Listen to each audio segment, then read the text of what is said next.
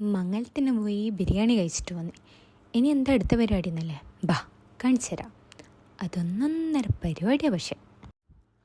അപ്പോൾ ദാ മക്കളെ, ഇതാണ് നമ്മുടെ ഇന്നത്തെ പരിപാടി. അപ്പോൾ ബാ നമുക്കിത് അങ്ങ് മടക്കി വെക്കാമല്ലോ. എന്നാലൊരു ബിരിയാണി കഴിക്കുന്നതിന് ഇത്ര പണിയോ? പിന്നെ അവനവൻ്റെ പണി അവനവൻ തന്നെ അന്നന്ന ദിവസം നോക്കിയിട്ട് ചെയ്തു വെച്ചിരുന്നാൽ പെട്ടെന്ന് പണി തീരുമല്ലോ. അതുകൊണ്ടാണ് ഇതിന് ഞാൻ ഇറങ്ങിയത്. അല്ലെ പിന്നെ മടിയൻ മല ചുമക്കുമെന്ന് പറയുന്നില്ലേ, ആ ഒരവസ്ഥയിലേക്കായിരിക്കും ഞാൻ എത്തൽ. അവിടെ കൂട്ടി വെച്ച് ഉമ്മാൻ്റെ കലമ്പും കിട്ടിയിട്ടേ ഞാൻ ഇത് മടക്കലുണ്ടാവും. അതുകൊണ്ട് എൻ്റെ പണി ഞാൻ പെട്ടെന്ന് തീർത്തേക്കാമെന്ന് വിചാരിച്ചു. മടക്കിയിട്ട് വെക്കുന്നതല്ല, ഇനി അടുത്ത കല്യാണം വരുമ്പോൾ ഇനിയും ഈ മടക്കിയ സാധനം പുറത്തെടുക്കണമല്ലോ എന്ന് ആലോചിക്കുമ്പോൾ പിന്നെയും ഒരു വിഷമം. എടുത്തിട്ടിടൽ മാത്രം, ഇനിയും ഇത് അലക്കണ്ടേ. അങ്ങനെ അലക്കിയോണ്ടിരിക്കുമ്പോൾ എൻ്റെ പുതിയ ഡ്രസ്സ് പഴയതായി പോകൂലേ, അത് വേറൊരു സങ്കടം എൻ്റെ. അങ്ങനെ എങ്ങനെയൊക്കെയോ ആയി ഞാൻ ഒന്ന് മടക്കി വെച്ച് കഴിഞ്ഞു. എൻ്റെ തന്നെ തുടങ്ങിയതുകൊണ്ട് എനിക്കത്ര ബുദ്ധിമുട്ടില്ല, സന്തോഷമേ ഉള്ളൂ. നല്ല ഭംഗിയിൽ മടക്കി വെച്ചില്ലേ ഞാൻ. ആത്മാഭിമാനം. ഇനിയാണ് നമ്മുടെ മെയിൻ ഡ്രസ്സ് വരുന്നത്. അതാർന്നല്ലേ, എൻ്റെ ക്യൂട്ട് ബേബിയുടെ ഡ്രസ്സ്. ഇതിട്ട് കഴിഞ്ഞാൽ എൻ്റെ സാറേ ഹോളല്ലാണ്ട് ചുറ്റുള്ളതൊന്നും കാണാൻ പറ്റില്ല. പിന്നെ ഈ ഡ്രസ്സൊക്കെ ഇട്ട് കൊടുക്കുന്ന പരിപാടി അതൊക്കെ വളരെ സിമ്പിളാണ്. ഒന്ന് അതിലോട്ടോടി ഒന്ന് ഇതിലോട്ടോടി, പിന്നെ 2 പ്രാവശ്യക്കാരെന്നെ, പിന്നെ മുടീൻ്റെ ഹെയർ സ്റ്റൈൽ ശരിയില്ല എന്ന് പറഞ്ഞു.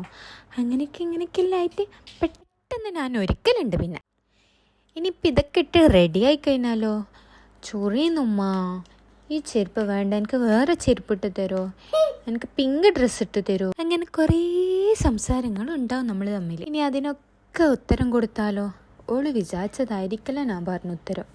അതിനും ഒരു 2 മിനിറ്റ് കരയണം, എങ്കിലേ സമാധാനമാകും. പിന്നെ കല്യാണത്തിന് പോകുമ്പോഴത്തെ ഡ്രസ്സ് മാത്രമല്ല കേട്ടോ, വീട്ടിൽ നിന്നിട്ട് ഡ്രസ്സും മടക്കി വെക്കാനുണ്ട്, അതും മടക്കി വെക്കണമല്ലോ. പിന്നെ പെട്ടെന്ന് പണി തീർത്താൽ ഉടനെ എടുത്ത പണി തരാം, അങ്ങനെയൊന്നുമില്ല കേട്ടോ. എൻ്റെ ഉമ്മ പാവോ, ഉമ്മ പറയും മോളെ ഒന്നും ചെയ്യണ്ട കേട്ടോ, അവിടെ നിന്നാൽ മതിയേ, ഞാനെല്ലാം ചെയ്തുതരാം. ഈ പറഞ്ഞതൊന്നും എൻ്റെ ഉമ്മ കേൾക്കണ്ടെന്ന് മാത്രമേ ഉള്ളൂ. പിന്നെ ഈ ഡ്രസ്സ് എങ്ങനെയുണ്ട്, നല്ല രസമില്ലേ? ഇത് നമ്മുടെ ക്യൂട്ടി ബേബിക്ക് വേണ്ടിയിട്ട് നമ്മൾ വാങ്ങിയതാണ് കേട്ടോ സ്റ്റുഡിയോന്ന്. നല്ല ചൂടല്ലേ ഇപ്പോൾ, ഇതൊക്കെ ഇട്ട് കൊടുക്കാൻ കഴിയും. അല്ലാതെ നല്ല ഡ്രസ്സ് എന്തെങ്കിലും ഇട്ട് കൊടുത്തു കഴിഞ്ഞാൽ പിന്നെ രാത്രി ചൊറിച്ചലായി, കരച്ചിലായി, ചൂടൂര് പൊന്തലായി, ഒന്നും പറയണ്ട. അങ്ങനെ മൊത്തത്തിൽ എൻ്റെ ഉറക്ക് പോകലായി.